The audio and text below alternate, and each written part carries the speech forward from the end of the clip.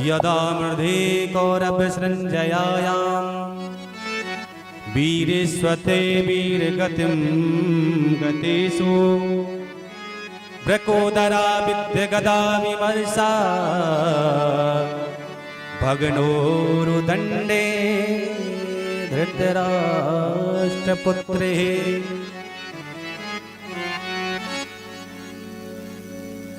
महाभारत के अंतिम युद्ध में जब भीम ने दुर्योधन की जंगा को तोड़ दिया और वहीं कुरुक्षेत्र में घायल अवस्था में छोड़ दिया, और वीरता का शंख बजा के सभी पांडव अपने घर के लिए वापस लौट आए। इधर अश्वत्थामा दुर्योधन का मित्र जो था वो उससे मिलने पहुंचा, तो दुर्योधन तड़प रहा था, बिलख रहा था। अश्वत्थामा बोला, मित्र हम आ गए, यदि आज तुमने हमें मंत्री बनाया होता तो ये दिन देखने को नहीं मिलता।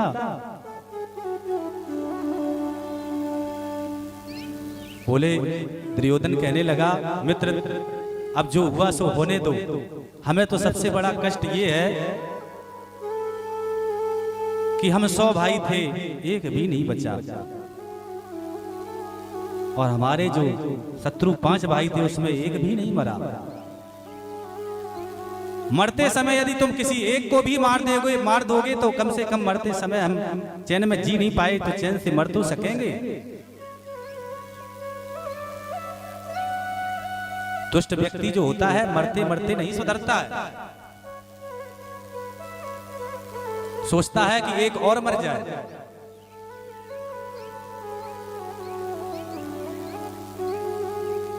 तो बोले क्या करें? अश्वत्थामा से जब ये प्रश्न किया तो अश्वत्थामा ने कहा क्या करें? बोले जो तुम्हें उचित लगे, हमारी बस एक ही कामना है कि उन 5 में से एक का भी सर लेके आ जाओ। अश्वत्थामा बोला, मित्र मैंने तेरा नमक खाया है, एक को नहीं मैं 5 को लेके आऊंगा मार के। और काक उलूक न्याय से अर्धरात्रि में पांडवों के शिविर पे उसने जाके हमला किया, और जिसे भगवान बचाना चाहते हैं उसे पहले ही अन्यत्र ले जाते हैं। भगवान ने पांडवों से कहा कि आज तुमने विजय महोत्सव मनाना चाहिए, आज तुमने विजय प्राप्त की है, अन्यत्र कहीं ले गए प्रभु। इधर पांडव तो अन्यत्र चले गए, लेकिन उसी शिविर में, पांडवों के शिविर में 5 पांडवों के बेटे सो रहे थे। सर्व एव महारथा, सभी महारथी पुत्र थे। ये जाके 5 का शीश काट के ले आए। नन्हे नन्हे 5 बालकों को इसने मार दिया,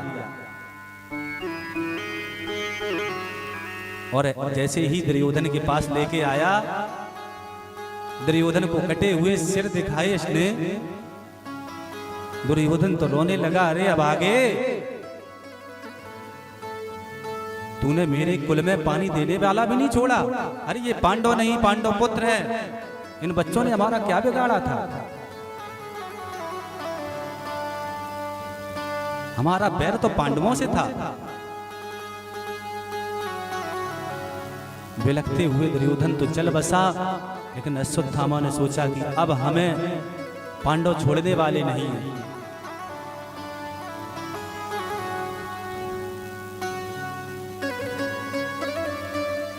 और इधर क्या देखती है, जैसे ही सुबह होता है द्रौपदी ने अपने पुत्रों की दशा जब देखेगी, सर एक के भी नहीं है, धड़ पड़े हुए हैं।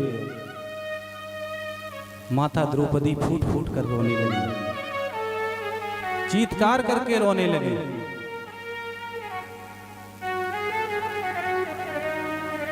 माता शिशूनां निधनं सुतानां निशम्य घोरं परितप्यमाना।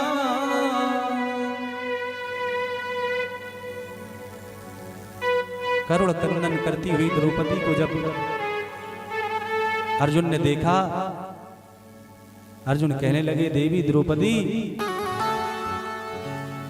शोक मत करो, तुम्हारे जिस दुष्ट ने तुम्हारे बच्चों का ये हाल किया है मैं अर्जुन हूं, प्रतिज्ञा करता हूं उस दुष्ट को तुम्हारे आंखों के सामने मृत्यु दंड दूंगा।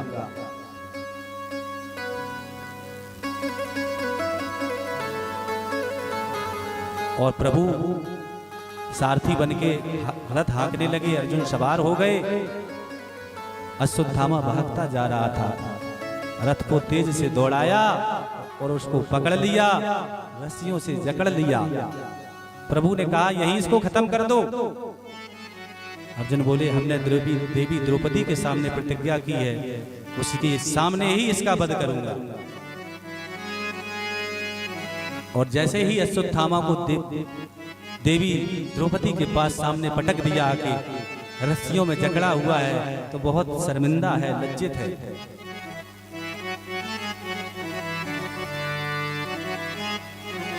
वहां जितनी सभा भरी हुई थी, देवी द्रौपदी ने तो क्या किया कि वो गुरु का जो बेटा अश्वत्थामा पड़ा हुआ है उसे तुरंत प्रणाम दंडवत करने लगे।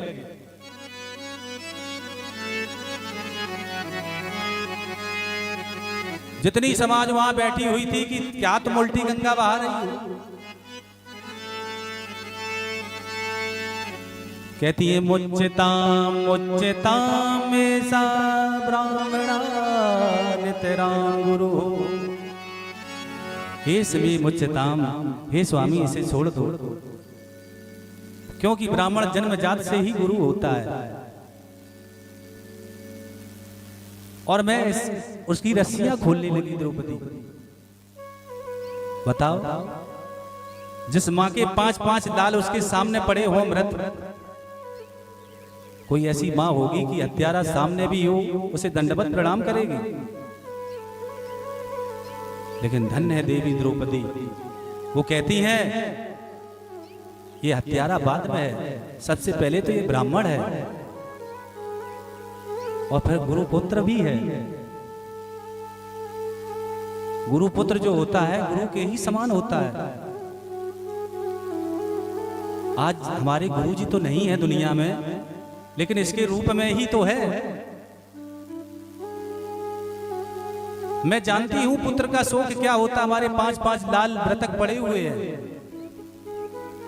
और जिस मां का एक ही लाल हो, जो तुम्हारी माता कृपी है, उनका एक ही लाल यही है, उन पे क्या बीतेगी?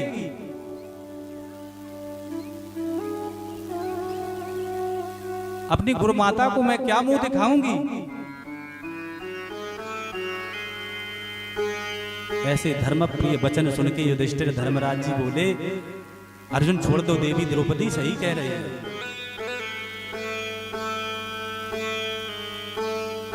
तब तक भीम अपनी गदा हिलाते हुए बोले सब छोड़ दो, लेकिन मैं छोड़ने वाला नहीं हूं। तब तक अर्जुन भी कहने लगे कि मैं भी क्षत्रिय हूं, प्रतिज्ञा करके बैठा हूं।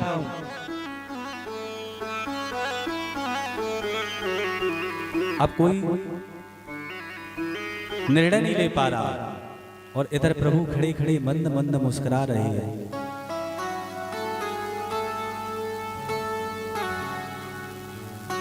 अर्जुन ने कहा प्रभु आप ही कुछ निर्णय कर दो। भगवान ने कहा हम क्या निर्णय कर दें, हमने तो पहले ही कहा था कि आप यहीं इसको खत्म करो। तो बोले अब क्या करें प्रभु? बोले हमारी बात मत मानो, शास्त्रों की बात मानो। भगवान जी कहते हैं ब्रह्म बंधुर्न हंतव्या, ब्राह्मण कितना भी गया गुजरा हो उसे कभी मारना नहीं चाहिए। अर्जुन बोले प्रभु हमारी प्रतिज्ञा का क्या होगा? तो भगवान कहते हैं आतताई बधारणा, आतंकी कोई भी हो उसे छोड़ना नहीं चाहिए। अर्जुन कहने लगे प्रभु आप हमें सुलझा रहे हो कि उलझा रहे हो? अभी कह रहे मारना भी नहीं चाहिए, फिर कहते छोड़ना भी नहीं चाहिए। ये टेढ़ी टांग वाले हैं ना, इनके सब काम टेढ़े ही हैं।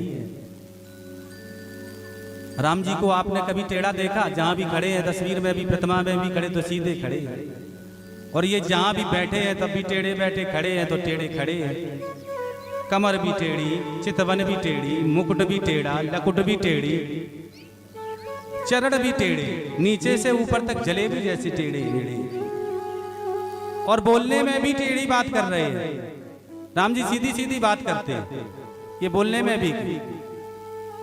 लेकिन अर्जुन भी तो भगवान के पक्के चेला है, गीता का उपदेश उन्होंने श्रवण किया है। समझते देर नहीं लगी कि सम्मानी पुरुषों का अपमान ही मृत्यु के समान होता है। संभावित को अपजस लाओ, संभावित को अपजस लाओ, संभावित को अपजस लाओ, संभावित को अपजस लाओ, संभावित को अपजस लाओ, संभावित को अपजस लाओ, मरण को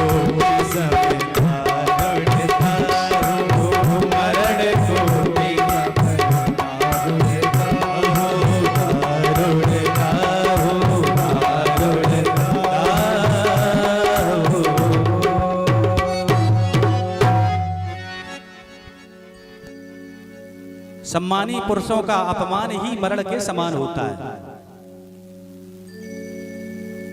समझते देर नहीं लगी, उन्होंने तुरंत उसकी चोटी को पकड़ करके उसके मस्तिष्क से चमकती हुई मणि को निकाल लिया और शिविर से धक्के मारते हुए भगा दिया।